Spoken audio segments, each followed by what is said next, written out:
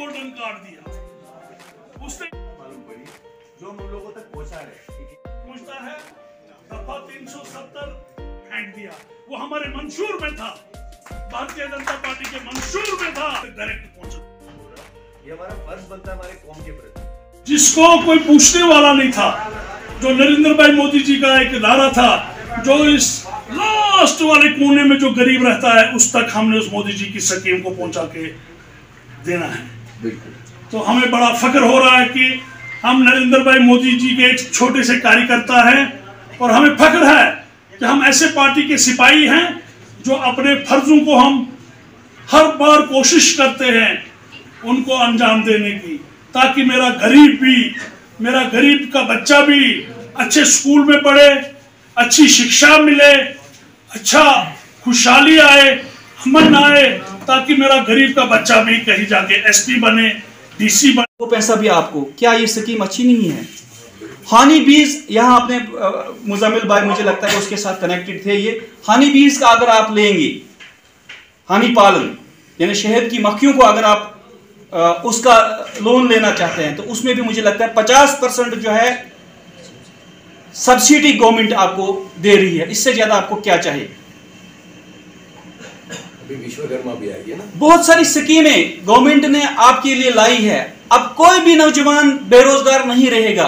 अब सबसे बड़ी यासीन चौधरी है, मैं राष्ट्रीय सह प्रभारी सूफी संवाद अल्पसंख्यक मोर्चा से आया हूं।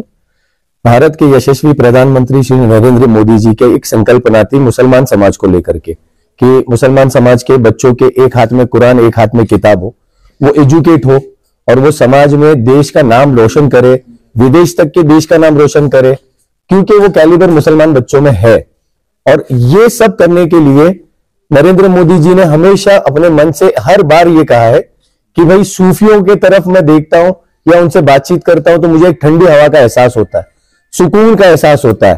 तो उन्होंने इस अभियान का नाम सूफी इसीलिए रखा कि जो लोग देश हित में काम करना चाहते हैं, जो हर समाज के लोगों को, हर वर्ग के लोगों को अपना बता करके साथ में लेके चलना चाहते हैं, उनके उनके उनके विचारों को जो आगे बढ़ा के लेके जाने वाले लोग हैं, उन लोगों को वो सूफी समझते हैं। अब सूफियों में दरगाहों से ताल्लुक रखने वाले लोग भी आ जाते हैं, जो जमाती लोग हैं वो भी आ जाते हैं। हर वो मुसलमान भाई जो देश हित में काम करना चाहता है, नरेंद्र मोदी जी की नजर में वो सूफी है।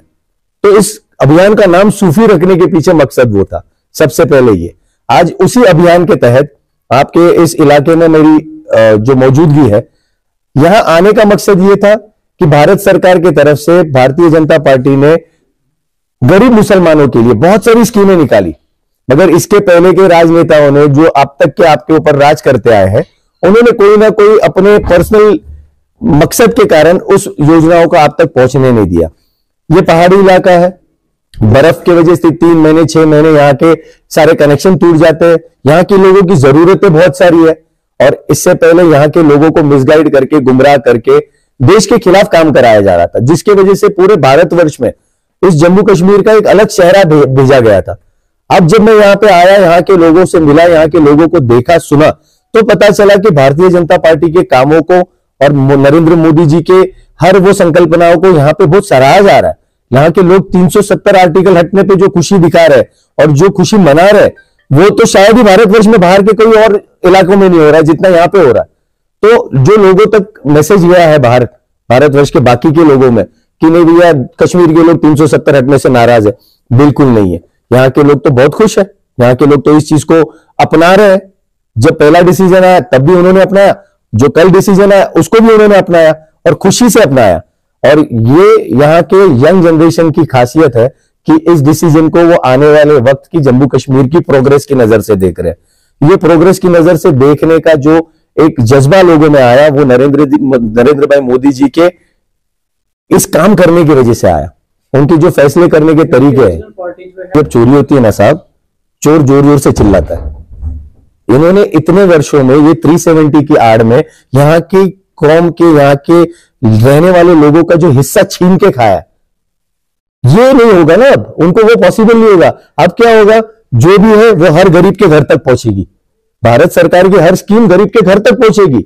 जो स्कीमों के घोटाले, जो अपने कॉन्ट्रैक्टरों को घुसा करके काम करके। साहब एक बात बताइए, आप लोग जम्मू कश्मीर के जो रास्ते आपको अभी दिख रहे हैं, जो नितिन गडकरी जी और नरेंद्र मोदी जी की सरकार ने यहाँ पे बनाए, ये क्या 70 सालों में आपके ये जो 370 के नाम पे चिल्लाने वाले लोगों को समझ नहीं आई? उनको ये सूझबूझ नहीं थी? क्या वो पढ़े लिखे नहीं थे? क्या उनको यहाँ के रहने वाले लोगों के एहसास नहीं थी तकलीफों का? तो ये एहसास उनको जब नहीं था, तो 370 हटने से जो तकलीफ हो रही है वो यही है कि यहां जो भी सेंटर से फंड जाते थे वो सारे ये फंड कर जाते थे, इनको खा लेना था, इसलिए उनको तकलीफ हो रही है। बीजेपी से पहले ताला बाहर से अगर बंद नहीं होता तो ना 370 का फैसला ये अमन शांति से होने देते, यहाँ के कौम के छोटे छोटे बच्चों को पत्थर लेके रोड पे भेज देते थे। इनके ये हरकतों की वजह से ही ताला लगा था। और ये स्कीमें, ये जो कह रहे हैं ना, इन्होंने स्कीमें बनाई थी और हम इनॉग्रेशन कर रहे हैं। भाई साहब, अगर आप इतने अच्छे और नेक होते तो यहाँ की आवाम आपको जिताती थी, आपको फिर से सरकार बनाने का मौका देती थी और आपसे मिलजुल के काम करती थी। आप उसमें नाकामयाब रह रहे हो। आप मान लेना चाहिए कि हमने हमारी जनता को बेवकूफ बनाया, जनता ने हमें जवाब दे दिया। एक से तो पूरे भारतवर्ष के अंदर कंपेयर करने जाएंगे तो आप कश्मीर को पहले तो अलग मत समझो। कश्मीर के लिए स्पेसिफिक पूछ रहे हो, कांग्रेस की तरफ ध्यान देना चाहते हैं, स्टेट की तरफ ध्यान देना चाहते हैं कि यूटी की तरफ ध्यान देना चाहते हैं? उसके पीछे रीजन था के लिए आगे सरकार क्या फैसला लेगी वो तो आगे की बात है, बट आज यूटी करने के पीछे मकसद क्या था ये बेहतर होगा आप ये समझ लीजिए कि हर वो मकसद जायज तरीके से इस जम्मू कश्मीर की प्रोग्रेस के लिए ही हो रहा है। जो कुछ भी किया जा रहा है, यूटी हो या आपको वापस स्टेट में वापस से डाल दिया जाए, सबके पीछे एक ही मकसद है कि यहां की लोकल जनता तक हर वो फायदा पहुंचे, यहां प्रोग्रेस हो, यहां आईटी हब बने, यहां बड़े हॉस्पिटल्स बने। ये नेचुरल रिसोर्सेज से भरमार भरी पड़ी जगह है जहां के रिसोर्सेज को यूटिलाइज किया जाए। भारत देश को इलेक्ट्रिसिटी की सप्लाई दे सकता है आपका प्रदेश।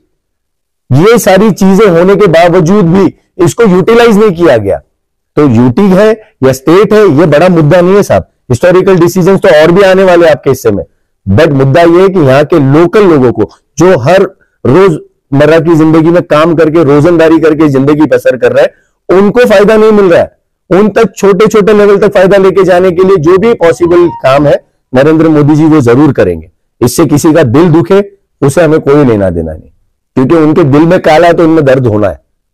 जिसका दिल साफ है उसके लिए यूटी भी वही है, स्टेट भी वही है, जम्मू कश्मीर का हर इंसान उनके लिए भाई है।